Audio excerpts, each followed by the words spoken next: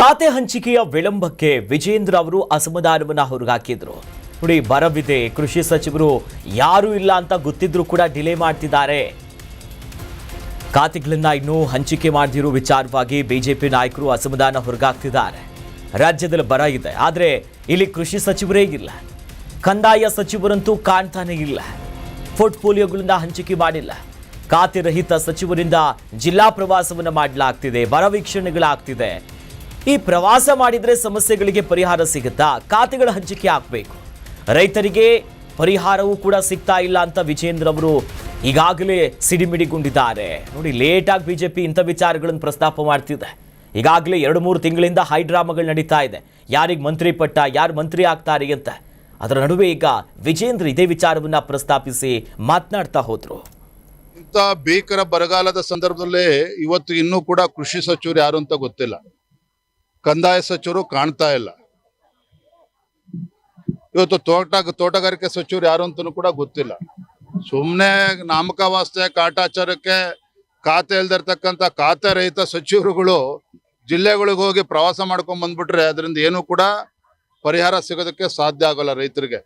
ಈ ಮುಖ್ಯಮಂತ್ರಿಗಳು ಹೋಗಿ ರಾಹುಲ್ ಗಾಂಧಿ ಮನೆ ಗೇಟ್ ಕಾಯೋ ಬದಲು, ಈ ರಾಜ್ಯದ ರಿಯಲ್ ಎಸ್ಟೇಟ್ ಮುಖ್ಯಮಂತ್ರಿಗಳು ಡಿ ಕೆ ಶಿವಕುಮಾರ್ ಅವರು ರಾಹುಲ್ ಗಾಂಧಿ ಮನೆಯ ಗೇಟ್ ಅನ್ನ ಕಾಯೋ ಬದಲು ನೀವು ರಾಜ್ಯದ ಮುಖ್ಯಮಂತ್ರಿಗಳಿದ್ದೀರಿ, ದೆಹಲಿಯಲ್ಲಿ ಕುತ್ಕೊಂಡು ಮಾಡೋಂಥದ್ದೇನಿದೆ, ಬಂದು ವಾಪಸ್ ಬೆಂಗಳೂರಿಗೆ ಬಂದು ಯಾವ್ಯಾವ ಸಚಿವರಿಗೆ ಯಾವ್ಯಾವ ಖಾತೆ ಕೊಡಬೇಕು ಅದನ್ನ ತಕ್ಷಣ ನೀವು ತೀರ್ಮಾನ ಮಾಡಿ.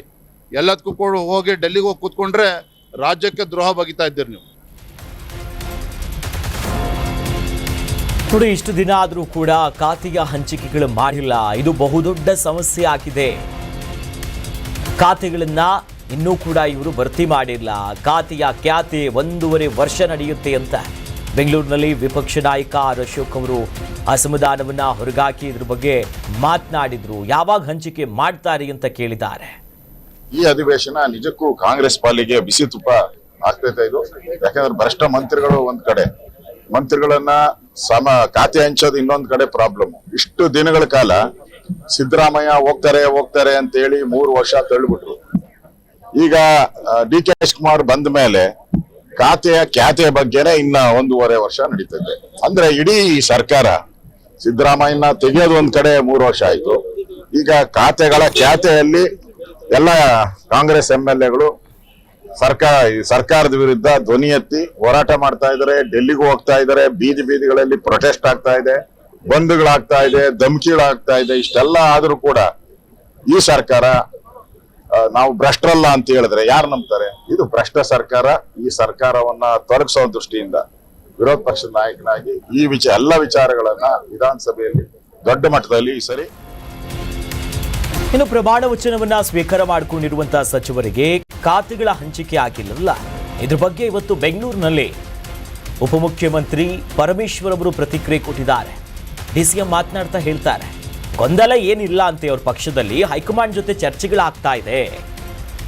CM ಬಂದ ಮೇಲೆ ಖಾತೆಯ ಹಂಚಿಕೆಗಳು ಆಗಬಹುದು ಅಂತೆ ಉಪಮುಖ್ಯಮಂತ್ರಿಗಳ ಮಾತಿದು. ಡಿ ಕೆ ಶಿವಕುಮಾರ್ ದೆಹಲಿಯಲ್ಲಿದ್ದಾರೆ. ಇವತ್ತು ವಾಪಸ್ ಬರುವಂತ ಸಾಧ್ಯತೆಗಳಿದೆ. ಆ ನಿಟ್ಟಿನಲ್ಲಿ ಅವರು ವಾಪಸ್ ಬಂದ ನಂತರದಲ್ಲಿ ಇದ್ರ ಬಗ್ಗೆ ಚರ್ಚೆಗಳಾಗುತ್ತೆ, ಹಂಚಿಕೆಗಳಾಗುತ್ತೆ. ನಮ್ಮಲ್ಲಿ ಏನೂ ಗೊಂದಲಗಳಿಲ್ಲ. ಗೊಂದಲ ಮೂಡುವ ವಿಚಾರ ಆರಂಭದಲ್ಲಿ ಯಾರಿಗೂ ಕೂಡ ಅರ್ಥ ಆಗಲ್ಲ. ನಾವು ಹೊಸದಾಗಿ ಮಂತ್ರಿ ಆದಾಗ ಗೊತ್ತಾಗ್ತಾ ಇರಲಿಲ್ಲ. ಆಡಳಿತ ಕಲಿತುಕೊಂಡ್ರೆ ಅರ್ಥ ಮಾಡ್ಕೊಳ್ತಾರೆ ಅಂತ ಪರಮೇಶ್ವರ್ ಅವರು ಇದ್ರ ಬಗ್ಗೆ ಮಾತನಾಡಿದರು.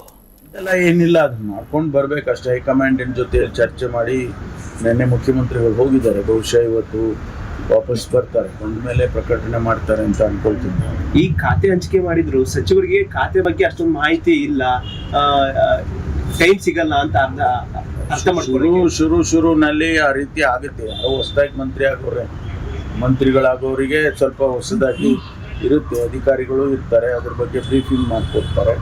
ಸ್ವಲ್ಪ ದಿವಸ ಆದಮೇಲೆ ಕಲ್ತ್ಕೊಳ್ತಾರೆ. ಅದೆಲ್ಲ ಎಲ್ಲ ಹೊಸದಾಗಿ ಮಂತ್ರಿಗಳಾದಾಗ ಯಾರು ಕೂಡ ಹಂಗೆ ಅಲ್ಲ. ನಾವು ಎಲ್ಲ ಹೊಸದಾಗಿ ಮಂತ್ರಿ ಆದಾಗ ನಮಗೂ ಹಂಗೆ ಅಲ್ವಾ, ಕಲ್ತ್ಕೊಂಡು ಆ ನಂತರ ಆಡಳಿತ ಕಲ್ತ್ಕೊಂಡ್ರೆ ಎಲ್ಲ ಗೊತ್ತಿರೋದು ಶಾಸಕರಾಗಿ ಅವ್ರಿಗೇನು ಹೊಸದೇನಿರಲ್ಲ. ಒಂದೆಲ್ಲ ಏನಿಲ್ಲ, ಅದು ಮಾಡ್ಕೊಂಡು ಬರ್ಬೇಕಷ್ಟೇ. ಹೈಕಮಾಂಡಿನ ಜೊತೆ ಚರ್ಚೆ ಮಾಡಿ ನಿನ್ನೆ ಮುಖ್ಯಮಂತ್ರಿಗಳು ಹೋಗಿದ್ದಾರೆ. ಕರ್ನಾಟಕ ನ್ಯೂಸ್ ಬೀಟ್ ಫಾಲೋ ಮಾಡಿ, ಸಬ್ಸ್ಕ್ರೈಬ್ ಮಾಡಿ.